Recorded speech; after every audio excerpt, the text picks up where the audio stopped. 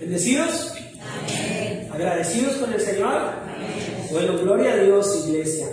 Hace 8 días, mis hermanos, terminamos el capítulo 54 y el versículo 6 y 7, lo voy a leer, de pronto lo pone en la pantalla, no tienen que buscarlo ya. El versículo 6 y 7 decía: voluntariamente sacrificaré a ti, alabaré tu nombre, oh Jehová, porque es bueno, porque Él me ha librado de toda angustia y mis ojos han visto la ruina de mis enemigos. Y terminamos diciendo, mis hermanos, que voluntariamente sacrificaré a ti. No voy a preguntar porque de pronto alguien sí lo está, y no quiero ni que se avergüence ni que avergüence a nadie. Pero espero yo que aquí no haya nadie obligado. ¿Sí? Espero yo que aquí no haya nadie contra su voluntad, que le pusieron casi que un arma aquí en la espalda para la iglesia, ¿no? Nos vamos. No, espero yo que todo el que esté aquí esté de manera voluntaria. Seguir a Cristo, mis hermanos, es un acto de fe y es un acto voluntario. Sin embargo, en nuestras fuerzas no podemos. En nuestra humanidad es imposible seguir a Cristo realmente. Se necesita de su gracia, se necesita de su favor, se necesita que Él sea el que atraiga nuestras vidas. Él es el que nos atrae, Él es el que nos encuentra perdidos y nos rescata. Yo sé que son solamente formas de decir el mismo suceso. ¿El suceso cuál es? Que un día estábamos perdidos en nuestros delitos y pecados, conocimos a Cristo y Cristo nos cambió, nos dio salvación y vida eterna, nos dio vida. Estábamos muertos y nos dio vida. A ese suceso los cristianos lo identificamos con muchas formas. Decimos, es que me convertí al cristianismo, es una forma que a veces la gente dice ese suceso. Otros dicen, es que acepté a Cristo. Otros dicen, es que me entregué a Cristo. Otros dicen, es que ya soy salvo. Otros dicen, es que nací de nuevo. Y otros dicen sencillamente, ahí estoy como que yendo hasta la iglesia. Como que ahí voy. Pero el suceso es único, el suceso es el mismo. El suceso es que Cristo nos atrajo, impactó nuestra vida. Pero muchas veces decimos, acepté a Cristo como si Cristo fuera el que estuviera rogando, ay, venga, por favor, venga que estoy solito. No, Cristo no está solo, Él tiene millones y millones de ángeles que le adoran. Él no nos necesita, al contrario, Él nos ama tanto que nosotros somos los necesitados de Él y Él se acercó a nosotros. Otros dicen, es que encontré a Jesús, como si Jesús estuviera perdido. No, Jesús no está perdido, Él sabe dónde está. Él está sentado en su trono. Él gobierna desde el cielo. Él conoce todo, el pasado, el presente y el futuro. El perdido no era Jesús, los perdidos éramos nosotros. Así que nosotros no encontramos a Jesús. Cristo fue el que vino a nuestro rescate y Él fue el que nos acercó a Él. Pero no importa la forma en que usted lo diga, no importa la manera en que usted es el mismo suceso, lo importante es que ese suceso sea real en su vida. Lo importante es que ese momento sea real en su historia, en su mente, en su corazón. Usted diga, yo sé que ahora yo le pertenezco a Cristo. Yo sé que ahora yo he nacido de nuevo y soy una nueva criatura y Cristo es mi Señor. Eso es lo importante. Y en esa medida de fe, entonces nosotros podemos identificarnos ya no como simple creación de este mundo, sino ahora nos identificamos como hijos e hijas que hemos sido adoptados por Dios. Hemos sido reconciliados con el Padre y el puente que estaba roto, el canal que estaba roto entre el hombre y el Padre Celestial, Cristo es ese puente y ahora tenemos acceso a su presencia, acceso a su gloria. Y ahora, si antes escuchabas la palabra de Dios y decías eso es pura religión, eso es tontería, ahora escuchas la palabra de Dios y sabes que no es un libro más, sino es la voz de Dios hablando a tu corazón. Amén. Todo esto para decir, mis hermanos, que no se puede a veces entender la palabra si no hemos nacido de nuevo. No toda la gente dice, no, pero es que yo soy inteligente, yo no soy bruto. No, es que no se trata de inteligencia ni de brutalidad. Se trata de tener el Espíritu Santo morando en nuestros corazones. La gente puede ser muy inteligente y aún así la palabra de Dios no tiene cabida en su corazón. no tiene cabida en su mente. ¿Por qué? Porque su corazón está totalmente opuesto a la voluntad de Dios. Nuestra naturaleza estaba caída y solo Cristo la pudo rehacer, la pudo levantar, la pudo sostener. Entonces, para entender un mensaje como hoy que se titula "No te dejará", hay que entender que le pertenecemos a Él. Amén. Hay que entender que somos parte de su pueblo. ¿Quién escribió este salmo? Este salmo lo escribe directamente el salmista David, el rey de Israel. Este David que todos conocemos en la historia de la Biblia. Y él empieza diciendo: escucha, oh Dios, mi oración y no te escondas de mi súplica. ¿Por qué? Porque así como terminamos el salmo anterior diciendo que voluntariamente nos sacrificamos a Él, voluntariamente le seguimos, voluntariamente encontramos en Él, pues sabemos que Él es nuestro Dios y sabemos que podemos elevar nuestra oración a ese Dios al que seguimos voluntariamente. Amén. Y Él dice: escucha, oh Dios, mi oración y no te escondas de mi súplica. Como quien dice: Señor, yo sé que si tú te quisieras esconder de mi súplica, lo puedes hacer. ¿Y quién le recrimina a Dios? ¿Quién está por encima de Dios para que diga póngale atención? Nadie, ¿verdad? Dios escucha a quien Él quiere escuchar. Y pareciera que esto no es algo que se predica mucho o que se entiende mucho en las iglesias. Pero déjeme decirle, mi hermano, mi hermana, que Dios no va a escuchar la oración de un pecador que solo busca su comodidad, pero no su arrepentimiento. Y aunque Dios hace llover, así como hoy llueve sobre justos y sobre injustos, y hace salir el sol sobre buenos y malos, no significa que Dios esté complacido con la forma en que todo el mundo vive. Y si Dios no está complacido con la forma en que todo el mundo vive, pues Dios decida a quién escuche y a quién no escucha. Yo soy padre y si mis hijos no se están portando bien, si mis hijos no responden, si mis hijos no atienden, si mis hijos, pues yo decido también si les doy o no les doy un privilegio adicional. O usted como padre no sabe diferenciar eso, ¿verdad? Claro que sabemos. Uno dice: no, pues ciertas cosas sí, pero ahorita esto no se lo merece, no se ha portado como a la altura. Y el niño, la niña o el joven puede estar diciendo: papá, yo quiero esto, pero usted adentro dice: no, ahorita no. No es falta de plata, no es falta de amor, es simplemente que ahorita no voy a prestar atención a tu pedido, porque tu comportamiento no ha sido el correcto. Pero el salmista le está diciendo al Señor: Señor, yo te suplico. Yo me pongo como el salmista y yo digo: Señor, por favor, no te escondas de mis súplicas. ¿Por qué el salmista ahora sí? Porque es consciente que él no es perfecto. Es consciente que él ha fallado. Es consciente que él se ha equivocado. Es consciente que si fuera por nuestras acciones no mereceríamos ni que Dios nos escuchara ni media oración. Pero él le sigue insistiendo y se humilla. Por eso, mis hermanos, aquí hago un paréntesis. Por eso yo ya lo he venido mencionando el año pasado a los discipulados y aquí en muchos. Por eso, mis hermanos, debemos entender que ese evangelio que se ha vuelto tan popular en alguna época del cristianismo, sobre todo hispano, de estarle exigiendo a Dios, decretando a Dios y mandando a Dios, eso no es bíblico. Porque la palabra de Dios dice: si mi pueblo se qué. Y usted cree que humillarse es decir: Señor, te decreto que hagas esto. Eso no es humillarse. Eso no tiene nada de humildad. Humildad es: Señor, te ruego.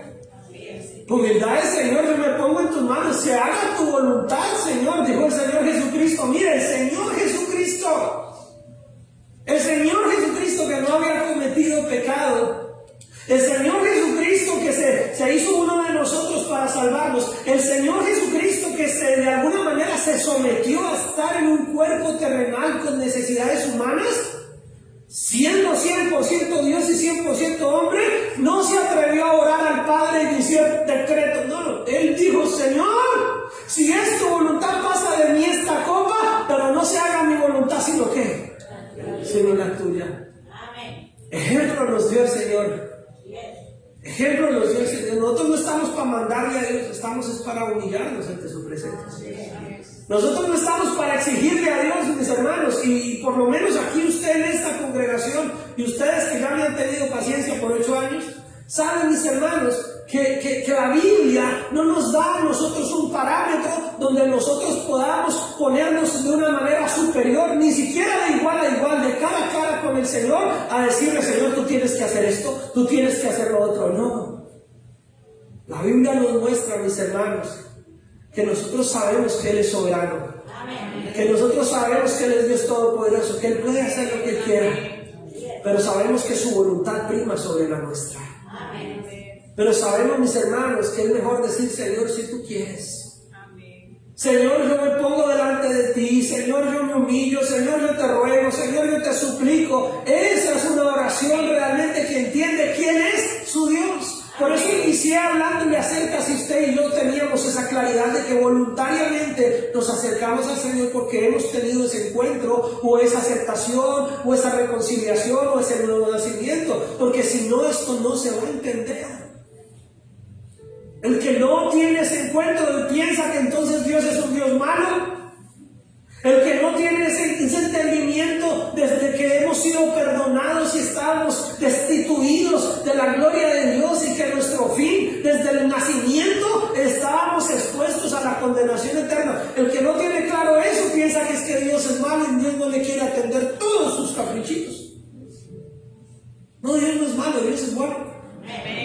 Dios es bondadoso. Dios es misericordioso.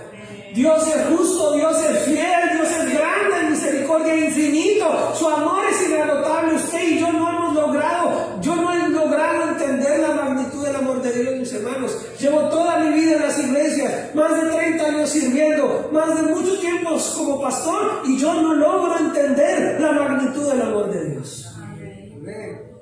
Pero es grande. Es un amor muy grande, mis hermanos. Yo me considero un buen padre en forma humana debe ser, pero no le doy ni a los talones al amor de Dios como Padre sobre nosotros.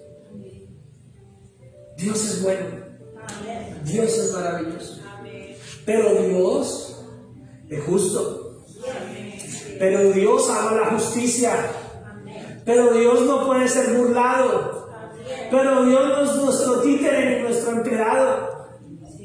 Pero Dios no va a tener por inocente al culpable, ni por culpable al inocente. Y la única manera de ser inocente y justo es entregando nuestra vida a Cristo Jesús. La única manera de ser vistos por el Padre como justos es a través de su Hijo amado, nuestro Señor Jesús.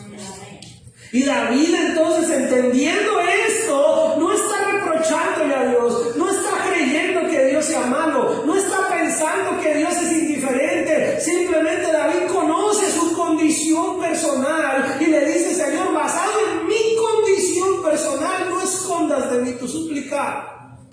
Él no está pensando en que Dios sea indiferente. No, Dios no es indiferente.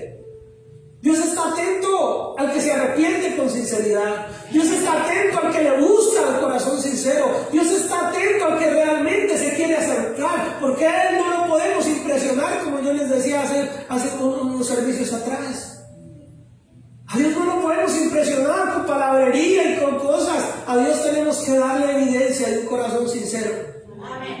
De un corazón voluntario, de un corazón que realmente quiere cambiar. Entonces, si yo en mi corazón no quiero cambiar, por más que externamente diga un poco en palabras, si Dios tú no eres sincero.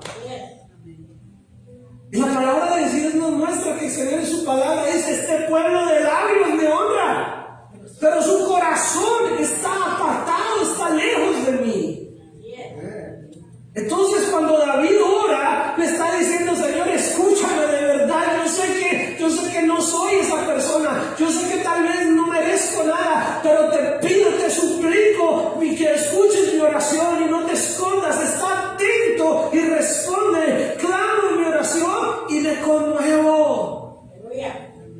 Y aunque vamos a explicar qué quiere decir ese conmuevo, yo le hago un paréntesis a ese conmuevo, mis hermanos. A veces nosotros oramos y no nos conmovemos ni por misericordia de nosotros mismos. A veces nosotros no nos conmueve nada. Y digo nosotros, los seres humanos, no aquí nosotros los del Príncipe de Paz exclusivamente. A veces somos tan indiferentes a nuestra propia oración. Somos tan indiferentes a nuestras propias necesidades, mis hermanos. Tenemos problemas entre nosotros, problemas de salud, problemas familiares, problemas financieros y todo, y creemos que con una oración bien arrogante Dios ya nos responde y nos corra. Cuando el Señor nos enseña en su palabra que un juez injusto, una viuda que necesitaba justicia, le insistía y le insistía y le insistía y le insistía y oraba y buscaba hasta que este juez injusto, cansado de esta mujer, le hiciera justicia. Pero nosotros no nos acercamos a un Dios injusto ni a un juez injusto. Nosotros nos acercamos a un Dios santo. Y Él no se va a cansar de ti, pero sí va a ver tu fidelidad, va a ver tu constancia, va a ver tu determinación, va a ver tu compromiso y no tu arrogancia. Ay, yo ya no veo a Dios y nada, no pasa nada, pastor. Ya llevo 2 meses orando y no pasa nada. Pero orando de verdad, o solo diciendo que oras. Orando de verdad o solamente exigiéndole a Dios. Hay cosas que no sabemos cómo va a ser el resultado. Cuando examinamos el Salmo 51, les conté la historia que ese salmo fue escrito porque David estaba orando para que la muerte que estaba profetizada por Natán sobre ese hijo que había nacido producto del pecado, Dios no permitiera que muriera. Y se humilló, se puso en tierra, se cubrió de silicio y de ceniza, y aún así el niño murió. Y David no se levantó renegando, ya me voy a la iglesia, yo ya no vuelvo porque Dios no escuchó. No, David dijo, ya, Dios usó su voluntad. Mientras el niño tenía vida, valía la pena estar ahí, pero ya ahora Dios ha tomado su decisión, ahora se levantó, se bañó, se limpió y empezó a alabarlo. Y empezó a adorarlo y no a renegar de Dios, no a hacerse enemigo de Dios. El ateísmo en este mundo no es más que un poco de gente enemiga de Dios y resentida porque Dios no hizo lo que ellos querían. Pero el cristianismo, mis hermanos, es saber que la voluntad de Dios es buena, agradable y perfecta, aunque a veces no cuadre con nuestros placeres, o aunque a veces no cuadre con nuestras exigencias humanas. Y David lo sabía. David lo sabía, mis hermanos. David sabía, mis hermanos, que yo no me le puedo parar a Dios y exigirle. Dice la palabra del Señor que Dios en su santidad, aún ni los ángeles a veces pueden estar tan cerca de Él. No es el tema de hoy, ni es para que sobre eso se enfoque ahorita y se distraiga. Pero la Biblia nos muestra, mis hermanos, que hay ángeles, serafines y querubines que tienen las alas para cubrirse ante la presencia de Dios para que su resplandor no los destruya. El mismo Moisés, cuando estaba en el monte, el Señor le pedía verlo y el Señor le dijo, le voy a dejar ver un poquito de mí, porque donde usted me vea cara a cara, me lo llevo para el cielo. Y a veces nosotros somos tan insolentes que creemos ponernos de tú a tú con Dios y decirles que así es como son las cosas y necesito que sea así, así, te mando y te decreto y te digo. En lugar de decir, Señor, ¿qué quieres que yo haga? Hágase tu voluntad y no la mía. David el salmista entonces dice, a causa de la voz del enemigo es que me conmuevo, clamo en mi corazón y me conmuevo a causa de la voz del enemigo por la opresión del impío, porque sobre mí echaron iniquidad y con furor me persiguen. Estaba conmovido, abrumado por las dificultades que le rodeaban. ¿Cuántas veces nosotros no estamos abrumados por las circunstancias? Mis hermanos, cuando tenemos problemas los seres humanos, hasta el aire no nos pasa bien. No dormimos bien, no comemos bien. Bueno, algunos con problemas comemos bien. Pero el asunto, mis hermanos, es que el ser humano tiene diferentes maneras de experimentar estar abrumado, estar fastidiado con una situación, estar pensativo. Y él está diciendo al Señor, Señor, te clamo a ti porque estoy mal. estoy conmovido, estoy abrumado, estoy oprimido. Mi corazón está dolido dentro de mí. Y ya vamos a entender al final. Yo no les quise explicar el contexto al principio, le voy a explicar el contexto al final de este salmo. Pero él dice: mi corazón está ¿qué? Dolido dentro de mí. No responda, no es para que me responda, solamente para que haga esa pregunta en su mente. ¿Qué cosas son las que verdaderamente hacen que nuestro corazón se duela dentro de nosotros? Que un carro te cerró por allá y te hicieron una señal de insulto y un desconocido, ¿eso te duele en tu corazón en lo más profundo? No, ¿verdad que no? Esas cosas nos dan mal genio, pero a los 5 minutos ya se nos pasó. Cuando estamos hablando de un corazón dolido, son cosas que llegan al alma, cosas que están muy internas. Y dice: mi corazón está dolido dentro de mí, terrores de muerte sobre mí han caído. Cuando hablamos de terrores de muerte, a veces, mis hermanos, es eso que a veces decimos como que ya para qué la vida, como que ya que Dios venga por mí, que se acabe todo esto, porque hay un dolor muy grande dentro de mi corazón. Y terror me ha cubierto, dice: temor y temblor vinieron sobre mí, terror me ha cubierto. Y dije: ¿quién me diese alas como de paloma? Volaría yo y descansaría. Ciertamente huiría lejos, moraría en el desierto. Mis hermanos, a veces los problemas y las aflicciones de este mundo y las circunstancias de este mundo, a veces lo único que queremos es salir huyendo. A veces lo único que uno quiere es como escaparse, y eso es lo que está diciendo. Recuerden que los salmos están escritos de manera poética, así que podemos entender lo que el salmista está expresando. Dice: ay, yo quiero salirme ya de aquí, yo quiero es como escapar ya de esta situación, yo quiero es como salir alas volando y salir de esto, ya no puedo enfrentar más este problema. Yo no sé si hay alguien que se identifique con ese sentimiento en algún momento. A veces los problemas llegan, mis hermanos, y usted como que quiere volar. Salir volando, salir huyendo. Como que usted ya no quiere estar más enfrentando esa realidad. Pero saben, mis hermanos, hay problemas que a donde usted huele, allá van con usted. Hay problemas que usted podría tener alas y salir volando, como dice el salmista, y irse al extremo de la tierra, al desierto, y allá le llegan problemas. ¿Y saben por qué? Porque la mayoría a veces de nuestros problemas radican en nuestro propio corazón. Y aunque sí tenemos problemas externos y hay cosas que vienen en nuestra vida, el problema mayor radica dentro de nuestro propio ser. Me voy a ir a los Estados Unidos porque aquí en este país ya no pude más. Y aquí llegamos y ya no sabemos dónde correr. Y llegamos acá y el problema continúa, porque el problema no está en el entorno, el problema está en nosotros. Porque no hemos aprendido a perdonar. Porque no hemos aprendido a pedir perdón. Porque no hemos aprendido a relacionarnos. Porque no hemos aprendido a tenerle paciencia ni a nosotros mismos ni a los demás. Porque nos ha faltado de conocer mejor a nuestro Dios.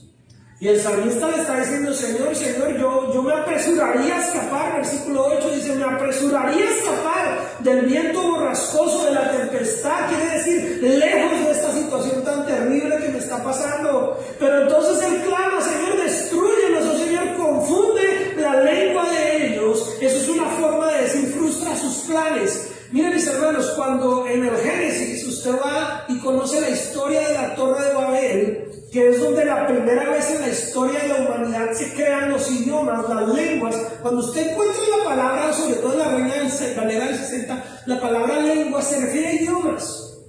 ¿Sí? Cuando una persona en una universidad va a estar estudiando, normalmente a veces hay unas carreras que se llaman lenguas modernas, lenguas antiguas, o lenguas es idiomas. ¿Sí? No es que sean dos cosas diferentes, ¿no? Lenguas son idiomas. Cuando el Señor vio que el pueblo, la humanidad que había en ese entonces, estaban construyendo esa torre alta, y el Señor les había mandado que se esparcieran, que se fueran a todo el planeta y que lo poblaran y todo, y el pueblo, en lugar de eso,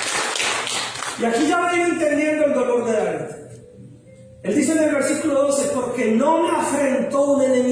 Escuchen la lectura. Dice, porque no me afrentó un enemigo, lo cual yo lo habría soportado. No es un enemigo el que me hostiga, eso yo lo hubiera podido entender. Mis hermanos, que el diablo nos haga las zancadillas es normal. Que la gente que no ama a Cristo te trate mal y te haga la vida imposible, eso es normal. Eso es lo lógico. Si somos del ejército de Cristo, pues hay un ejército que no es de Cristo, que está haciéndonos afrenta, que está haciéndonos guerra. Yo les he contado, yo tuve un trabajo en el que por más de año y medio el propio gerente me hizo la vida imposible, literalmente por ser cristiano. Me lo dijo en la cara, ni siquiera fue hipócrita. Muy directo me hizo la vida imposible por ser cristiano. Y eso lo puedo entender. Y dice el salmista, no me afrentó un enemigo, lo hubiera soportado, ni se alzó contra mí el que me aborrecía, porque me hubiera ocultado de él. Sino tú, mira lo que dice el salmista, sino tú, hombre, al parecer íntimo mío, mi guía y mi familiar, que juntos comunicábamos dulcemente los secretos y andábamos en amistad en la casa de Dios. El salmista está diciendo, el dolor que me agobia, el dolor en mi corazón, es que mi compañero, mi amigo íntimo, cuando disfrutamos, cuando caminábamos juntos, cuando servíamos juntos, el que dice ser mi amigo, el que está conmigo, el que es mi familia, es el que me está haciendo toda esta maldad. Es el que me está generando todo este dolor. Es el que me está calumniando, es el que está llenando mi vida de conflicto. Y dice que la muerte le sorprenda, desciendan vivos al Seol, porque hay maldades en sus moradas en medio de ellos. En cuanto a mí, ¿qué dice el salmista? ¿Qué va a hacer él en medio de esa situación? En cuanto a mí, a Dios clamaré y Jehová me salvará. Escucha, porque a mí me gusta hacer estos hincapiés en el mensaje. Ahí no dice, en cuanto a mí me voy a vengar. En cuanto a mí, verá que me dijo blanco y negro, yo le digo blanco, negro, gris y amarillo. En cuanto a mí, verá que yo en algún momento me saco el clavo. No, él dice, en cuanto a mí, ¿qué? Porque el salmista sabía que el Señor dijo, mía es la venganza, yo pagaré. El salmista se entendía que era mejor que Dios se encargara del asunto y no él. Muchas veces nosotros queremos encargarnos de los asuntos. No, pues es que me van a ver la cara, pastor, tampoco soy cristiano, soy manso, pero no menso. Tampoco, no, hermano. Somos cristianos, pero debemos dejar que Dios se ocupe. Y ser nosotros un buen testimonio, un buen ejemplo. Haz tu parte, siendo tú un buen testimonio. Obvio, no nos vamos a dejar pisotear de todo el mundo. No estoy hablando que todos nos pongamos de tapete de piso de trapear de todo el mundo, no.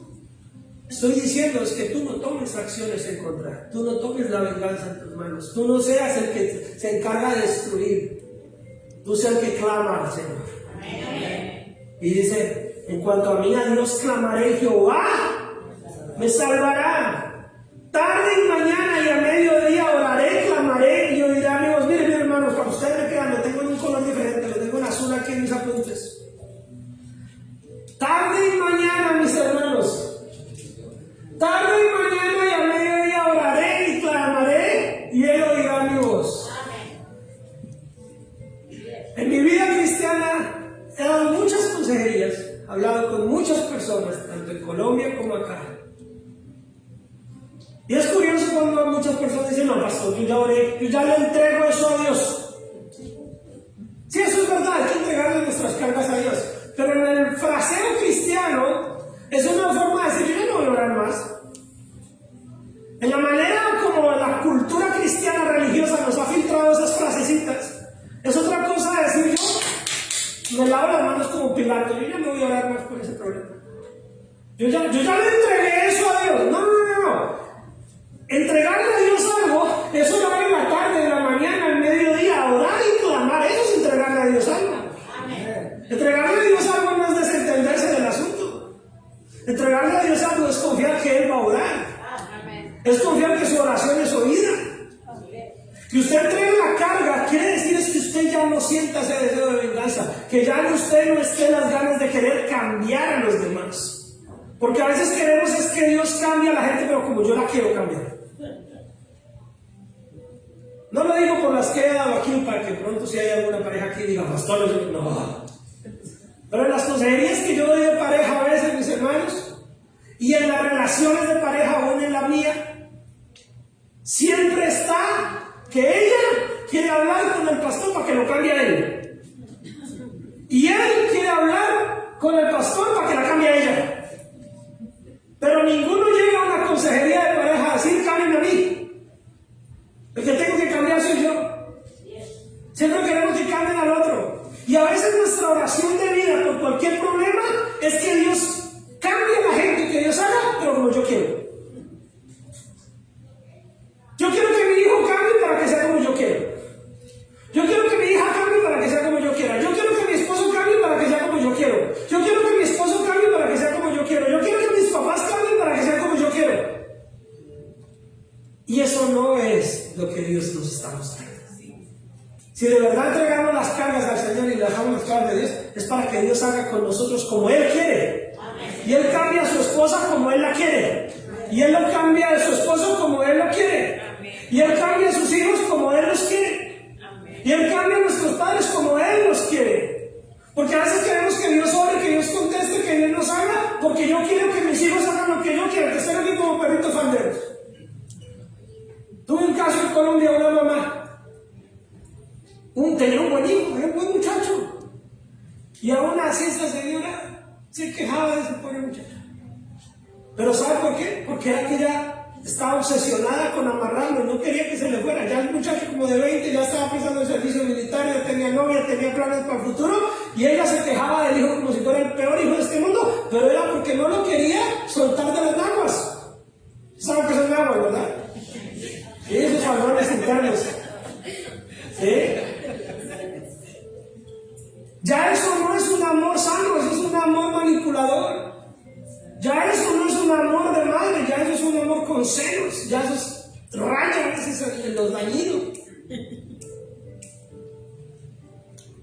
¿Y qué pasa, mis hermanos? Que nosotros tenemos que orar para que Dios haga la obra de Él en la gente. Que yo quiero que la cambie, pastor, para que me obedezca. Que yo quiero que lo cambie, pastor, para que ahí sí sepa que yo soy su idóneo, el que haga lo que yo quiero.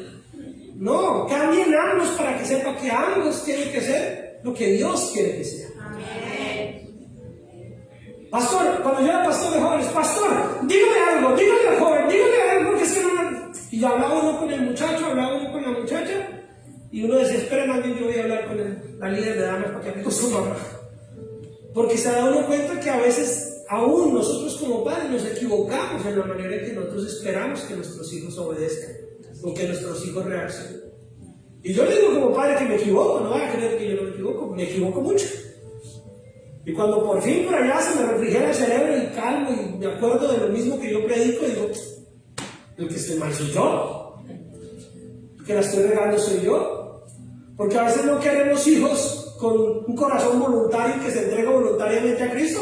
Queremos ser hijos que sean títeres nuestros, que lo que nosotros digamos ellos hagan. Pero vaya a ver si usted se dejó de sus papás. Mire, ya por ahí vi algunas caras que se quebraron. Muchos de nosotros, mis hermanos, a los 15, a los 16, a los 17 ya, así como las alas, Señor, como paloma, yo huyo de aquí. Muchos se casaron y se juntaron rápido, no porque amaran mucho, sino porque querían salir huyendo del hogar. Y cuando ya llevaban 3, 4, 5 años de casado, querían volver al hogar de mi mamita que ya siempre consentía. Y muchos hombres salen volados del hogar, y después de un tiempo, cuando se dan cuenta que ahora tienen que ser responsables, pagar la renta, hacer de todo, quieren volver donde su mamita que sí los consentía. Y muchas mamitas alcahuetas reciben a sus bebés de 40 años a su casa. Es que esa mujer no me lo entiende, yo sí lo consiento. Porque no queremos hacer la voluntad, queremos siempre nuestros caprichos. Queremos que las cosas funcionen de esa misma manera. Pero el salmista dijo, Señor, yo voy a clamar a ti. Tarde, mañana y a mediodía oraré y Él oirá mi voz. Todo esto para resumirlo, mis hermanos, que a veces decimos que hemos orado, pero no estamos orando. Hemos orado una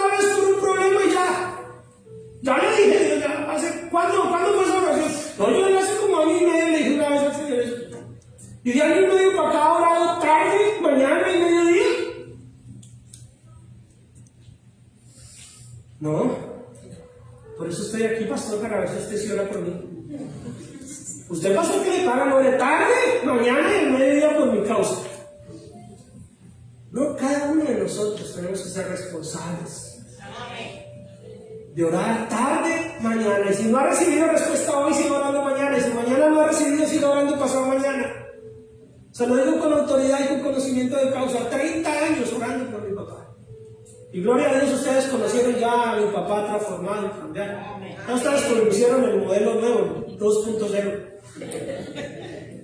Pero con mi mamá y mi hermano y yo fueron más de 30 años orando por él. Sí, mis hermanos, hay cosas que tal vez usted ora una vez y al otro día se solucionan. Hay cosas que hay que perseverar más. Así es. Y hay cosas que usted va a orar mucho y tal vez Dios va a decir, estás orando mal, por ahí no es. Pero lo que sí sabemos es que vale la pena orar. Amén. Y dice, Él redimirá en paz mi alma de la guerra contra mí, aunque contra mí haya que muchos. Dios oirá y los quebrantará luego, y el que permanece desde la antigüedad, por cuanto no cambien ni temen a Dios. Mis hermanos, el problema no es que la gente no entienda, como dije al principio, sea bruta o no tenga conocimiento. A veces cuando yo regaño a mis hijos y les digo, si me entienden, me dicen, papá, no somos brutos. Le digo, es que no se trata de que sean brutos, se trata de si les pusieron cuidado, de si entendieron. Porque uno puede entender las cosas aquí, pero si al vivir y al hacer las cosas no las hace bien. Sabemos las cosas aquí, pero a la manera de vivir no las actuamos, no las ejecutamos como son. Y dice, extendió el inicuo sus manos contra los que estaban en paz con él, violó su pacto. En cuanto a mi compañero, él traicionó a sus amigos y no cumplió sus promesas. Eso es violar su pacto. Y dice la palabra del Señor, los dichos de su boca son más blandos que mantequilla, pero guerra hay en su corazón. Suaviza sus palabras más que el aceite, mas ellas son espadas desnudas. Mis hermanos, no piensen en otros, piensen en usted. Ay, sí, pastor, yo conozco a una persona así. No quiero que piensen en esa persona, piensen en usted.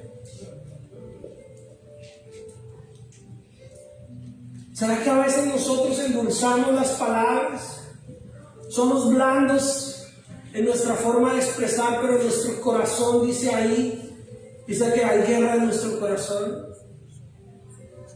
Tal vez no sea aquí, y espero que no sea aquí. Gloria al Señor y ruego al Señor que no sea así. Pero de pronto la hermana le dice a la otra hermana, ay, tan bonitos esos zapatos, como están de lindos, le lucen, le cuadran, se ven preciosas. Y allá dentro dice, no sabe dónde compró eso, quién sabe que se estará ganando. No le regaló eso. Ni que se crea, ahora se va a creer. Eso se llama hipocresía.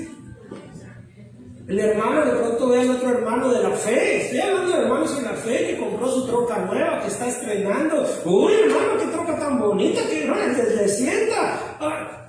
Quién sabe qué negocio se metió, esos ahora tan arrogante. No, hermano. Que no seamos nosotros, que no sea yo, el de labios de mantequilla.